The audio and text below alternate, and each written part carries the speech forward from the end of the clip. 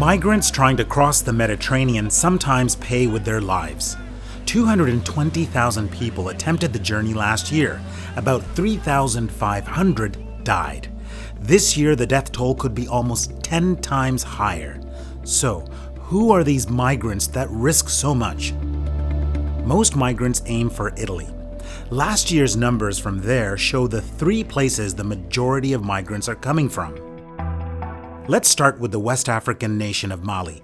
It is third on the list. More than 50% of the population lives below the poverty line. That means surviving on less than $1.25 a day. But pinning the flow of migration on poverty is too simple. Migrants from Mali have strong links to Europe. Many have family and friends there. Often the hope is to integrate into those networks and prosper. They save hundreds and sometimes thousands of dollars to pay smugglers.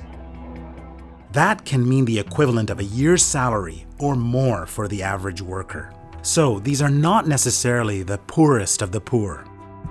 Second on the list is Eritrea, home to one of Africa's most repressive regimes. Eritrea has at least 10,000 political prisoners, mandatory and indefinite military service, arbitrary detention, and very little freedom of expression. And then there is war-torn Syria, which has the most migrants trying to get to Europe. The conflict there is in its 5th year. More than 200,000 people have died, and 11 million have been forced from their homes.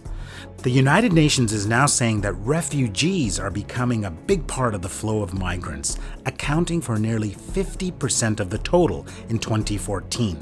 Syria is just the #1 example of that. The challenge Europe faces is how to stem the flow of boats and save lives. It's a complicated web of issues with no easy answers.